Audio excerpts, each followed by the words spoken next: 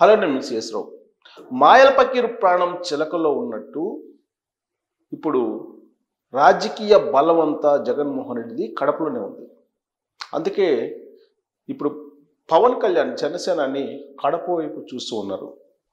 అవసరమైతే కడపలో క్యాంప్ ఏర్పాటు చేసి వైఎస్ఆర్ కాంగ్రెస్ పార్టీ అంతు చూస్తాను అంటూ పవన్ కళ్యాణ్ ఒక వార్నింగ్ ఇచ్చారు.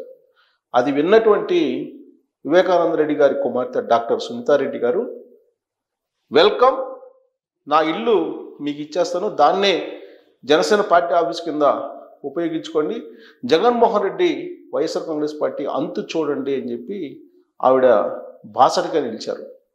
అంటే ఆవిడ ఎంత కోపంగా ఉన్నారు జగన్మోహన్ రెడ్డి మీద అనేది మనకి క్లియర్గా అర్థమవుతుంది.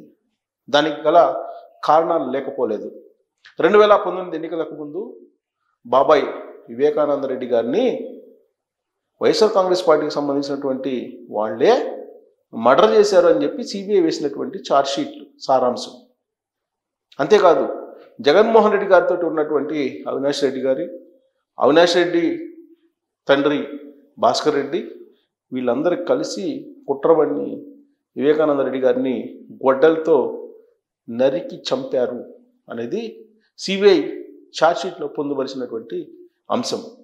దానికి సంబంధించినటువంటి ఇన్వెస్టిగేషన్ దాదాపుగా పూర్తయిపోయింది. గూగుల్ చాట్ ద్వారా మొత్తం తెలుసుకున్నారు, గూగుల్ టేక్అవుట్ ద్వారా మొత్తం తెలుసుకున్నారు సిబిఐ అధికారులు. ఆ మేరకు ఛార్జ్షీట్ని పొందుపరిచారు. కొన్ని వందల మందిని విచారించారు. కొంతమంది సాక్షులు దాదాపుగా మాయమైపోయారు. కొన్ని వందల మందిని విచారించారు. ఆ క్రమంలో సిబిఐ అధికారినే ఆంధ్రప్రదేశ్ పోలీసులు అరెస్ట్ చేయడానికి ప్రయత్నించినటువంటి సందర్భాన్ని కూడా చూసాం. వివేకానంద రెడ్డి మర్డర్ కేసుని విచారించడానికి కడపకి వెళ్ళినటువంటి రామ్ సింగ్ అనేటువంటి సిబిఐ అధికారిని అక్కడ ఉన్నటువంటి పోలీసులు కేసు పెట్టి అరెస్ట్ చేసే ప్రయత్నం చేశారు. అంటే ఏ స్థాయిలో వివేకానంద రెడ్డి మర్డర్ కేసుని పక్కదోవ పట్టించారు అనేది క్లియర్గా అర్థమవుతుంది. వాస్తవంగా 2019 ఎన్నికల ముందు జరిగినటువంటి మర్డరు, దాని మీద సిబిఐ ఎంక్వైరీ వేయాలని చెప్పి జగన్మోహన్ రెడ్డి గారు అప్పట్లో చేసినటువంటి డిమాండ్. సీన్ కట్ చేస్తే 2019లో బాబాయ్ మర్డర్ అయితే ఏమి లేదు, విశాఖలో కోడికత్తి అయితే ఏమి వెరసి ఒక్క ఛాన్స్ ఇచ్చేసింది ఆంధ్రప్రదేశ్ సమాజం.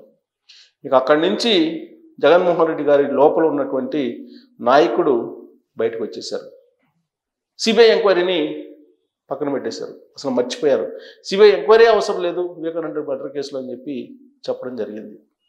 అయితే సిబిఐ ఎంక్వైరీ చేసింది.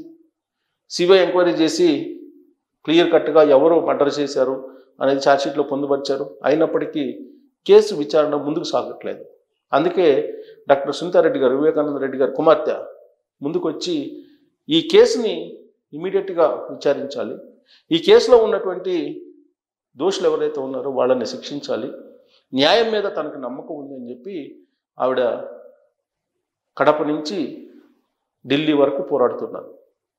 ఆవిడ పోరాటానికి మద్దతు ఇస్తూ ఉంది తెలుగుదేశం పార్టీ కానీ జనసేన పార్టీ కానీ. అంతేకాదు షర్మిల మద్దతు ఇస్తున్నారు కాంగ్రెస్ పార్టీ నుంచి. ఇప్పుడు పిసిసి అధ్యక్షురాలుగా ఉన్నారు షర్మిల, అలాగే డాక్టర్ సునీత. ఇద్దరు కూడా ఎన్నికల సమయంలో జగన్మోహన్ రెడ్డి గారు చుట్టూ ఉండేటువంటి వాళ్ళు వివేకానంద రెడ్డి విషయంలో ఏం చేశారు అనేది అక్కడ ప్రజలకు తెలియజేసే ప్రయత్నం చేశారు. టోటల్ ఆంధ్రప్రదేశ్ సమాజానికి జగన్మోహన్ రెడ్డి గారు ఏం చేశారు వివేకానంద రెడ్డి మర్డర్ కేసులో అనేది కూడా స్పష్టంగా తెలియజేయడం జరిగింది. అందుకే 2024 ఎన్నికల్లో ఏం జరిగింది అనేది మనం చూసాం. కడపలో ఏం జరిగింది, కడప జిల్లాలో ఇవాళ వైఎస్ఆర్ కాంగ్రెస్ పార్టీ జెండా బీకేటువంటి పరిస్థితికి వచ్చింది. అక్కడ స్థానిక సంస్థల నీటి సంఘాల ఎన్నికల్లో అక్కడ మొత్తం ఏకగ్రీవం కావడం జరిగింది. నీటి సంఘాల ఎన్నికల్లో తెలుగుదేశం పార్టీ కూటమి గెలుచుకోవడం జరిగింది. ఒక్క చోట కూడా వైఎస్ఆర్ కాంగ్రెస్ పార్టీ గెలవలేదు. అలాగే కడప కార్పొరేషన్లో వైఎస్ఆర్ కాంగ్రెస్ పార్టీ సంబంధించిన కార్పొరేటర్లు ఇటీవల 8 మంది తెలుగుదేశం పార్టీకి వచ్చారు. మిగిలినటువంటి వాళ్ళు కూడా రేపో మాపో తెలుగుదేశం పార్టీలోకి రాబోతున్నారనేటువంటి న్యూస్ కూడా వినిపిస్తుంది. కడప కార్పొరేషన్ మీద ఉన్నటువంటి వైఎస్ఆర్ కాంగ్రెస్ పార్టీ జెండా దిగబోతుంది అనేది లేటెస్ట్ న్యూస్. పులివెందుల ఇటీవల కాలంలో జగన్మోహన్ రెడ్డి గారు వెళ్ళినప్పుడు రాజశేఖర రెడ్డి గారి జయంతి సందర్భంగా అక్కడ ఉండేటువంటి కడప వాసులు, పులివెందుల నివాసులు నిలదీసేటువంటి పరిస్థితి ఏర్పడింది. జగన్మోహన్ రెడ్డి గారు అక్కడికి వెళ్తే అక్కడ జనం ఆయన ఆఫీసు అద్దాలు పగలగొట్టారు అనేది ఒక న్యూస్. కాదు తొక్కిసలాట్లో అద్దాలు పగిలిపోయాయని చెప్పి వైఎస్ఆర్ కాంగ్రెస్ పార్టీ చెప్తోంది. కానీ జగన్మోహన్ రెడ్డి గారు బిల్లులు చెల్లించలేదు, కాంట్రాక్టులు చేసాం అతను నమ్మి ఆ డబ్బులు ఇంకా రాలేదు, వాటిని ఇప్పించాలని చెప్పి అడగడానికి జగన్మోహన్ రెడ్డి గారి దగ్గరికి వెళ్ళినప్పుడు అక్కడ ఉండేటువంటి వాళ్ళని తోసివేసినటువంటి క్రమంలోనే అద్దాలు పగిలిపోయాయని చెప్పి ఇంకొక వర్షం కూడా వినిపిస్తుంది. కారణం ఏదైనప్పటికీ కూడా జగన్మోహన్ రెడ్డి గారు పులివెందులు వెళ్ళిన ప్రతిసారి 2024 ఎన్నికలకు ముందు నుంచి ఇటీవల వెళ్ళిన సందర్భంగా ఆయనకి ఏదో ఒక రకంగా ప్రతిఘటన ఎదురవుతుంది. ఒకనొక సందర్భంలో ఆయన మీద టమాటాలు వేశారు, అలాగే ఎన్నికల ముందు రాళ్ళు వేశారు, ఇప్పుడు ఆయన ఆఫీస్ అద్దాలు పాల్గొట్టారనేది న్యూస్. అంటే ఎంత వ్యతిరేకత ఆయన మీద ఉంది అని చెప్పి చెప్పడానికి ఈ సంఘటనలు వినిపిస్తూ ఉన్నాయి. పులివెందులు అనేది వైఎస్ ఫ్యామిలీకి అడ్డా అనేది ఒకప్పటి మాట. ఇప్పుడు వివేకానంద రెడ్డి మర్డర్ జరిగిపోయిన తర్వాత మారినటువంటి పరిణామాలను మనం చూస్తున్నాం. 2000 ఎన్నికల ముందు 19 ఎన్నికల ముందు ఆయన మర్డర్ జరిగింది. ఆ తర్వాత క్రమేణా గ్రాఫ్ పడిపోతూ వచ్చింది జగన్మోహన్ రెడ్డి అలాగే వైఎస్ఆర్ కాంగ్రెస్ పార్టీది. 2024 ఎన్నికల్లో దాని యొక్క ఫలితాలని చూశారు. సో ఇప్పుడు కంప్లీట్గా ఆయన గ్రాఫ్ పడిపోయింది. వివేకానంద రెడ్డి మర్డర్ కేసులో ఎవరైతే ఆరోపణలు ఎదుర్కొంటున్నారో, ఎవరైతే నిందితులుగా ఉన్నారో వాళ్ళని జగన్మోహన్ రెడ్డి గారు కాపాడుతున్నారు అని చెప్పి కుటుంబంలో ఉండేటువంటి ఆయన చెల్లెలు అలాగే ఆయన పిన్ని వీళ్ళందరూ కూడా నమ్ముతూ ఉన్నారు. ఆయన మీద వ్యతిరేకంగా ప్రచారం కూడా చేశారు 24 ఎన్నికల్లో. సొంత తల్లి ఆవిడ కూడా జగన్మోహన్ రెడ్డి వాళ్ళకాన్ని తప్పుపట్టారు. సొంత చెల్లి, సొంత తల్లి వీళ్ళందరినీ కాదనుకొని ఆయన 2024 ఎన్నికల్లో ప్రచారానికి వెళ్ళి బొక్క బోర్లా పడ్డారు.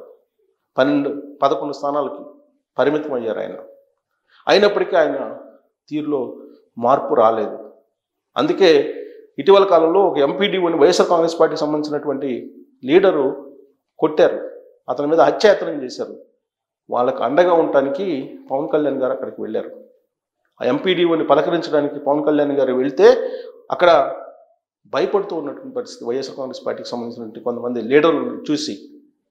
ఆ సందర్భంగా భరోసా ఇచ్చారు పవన్ కళ్యాణ్ గారు, తానుంటాను, మీరు భయపడద్దు, ఖచ్చితంగా ఎవరైతే మీ మీద హత్యాయత్నం చేశారో వాళ్ళని శిక్షిస్తామని చెప్పారు. సీన్ కట్ చేస్తే పోలీసులు వైఎస్ఆర్ కాంగ్రెస్ పార్టీకి సంబంధించినటువంటి లీడర్ని నడి రోడ్లో ఈడ్చుకుంటూ వచ్చి జైల్లో వేయటం కూడా జరిగింది. ఆ సందర్భంగా పవన్ కళ్యాణ్ గారు చాలా సీరియస్గా చెప్పారు, కడప వచ్చి క్యాంప్ ఆఫీస్ పెడతాను, తాను క్యాంప్ ఆఫీస్ పెడితే కడపలో కూడా పులివెందుల్లో కూడా వైఎస్ఆర్ కాంగ్రెస్ పార్టీ జెండా ఎగరనివ్వను అని చెప్పి పవన్ కళ్యాణ్ గారు వార్నింగ్ ఇచ్చారు. అందుకు సంతోషించినటువంటి డాక్టర్ సునీత గారు ఖచ్చితంగా తన ఇంటిని జనసేన పార్టీ ఆఫీస్గా ఇస్తాను, ఉచితంగా మీరు వచ్చి ఆ ఇంటిని పార్టీ ఆఫీస్గా మార్చుకొని రాబోయేటువంటి రోజుల్లో జగన్మోహన్ రెడ్డి గారి రాజకీయ ప్రస్థానాన్ని కూకటి వేలుతోటి తీసేయాలి, అసలు ఆ రాజకీయ మూలాలే ఉండకూడదు అనేటువంటి కాన్సెప్ట్లో ఆవిడ మాట్లాడుతున్నారు. సో పవన్ కళ్యాణ్ గారు కడపకు వెళ్ళి క్యాంప్ ఆఫీస్ పెడితే అక్కడ రాజకీయాలు మారిపోయేటువంటి అవకాశం ఉందా? వైఎస్ఆర్ కాంగ్రెస్ పార్టీ మొత్తం టోటల్గా భూస్థాపితం అవుతుందా? కడపకు వెళ్ళి క్యాంప్ ఆఫీస్ పెడితే నిజంగానే పవన్ కళ్యాణ్ గారు కడపకు వెళ్ళి క్యాంప్ ఆఫీసు పెడతారా, కేవలం అది ప్రకటన వరకు మాత్రమే పరిమితమా అనే దాని మీద కామెంట్ రూపంలో మీ అభిప్రాయాన్ని తెలియజేయచ్చు. Thank you very much.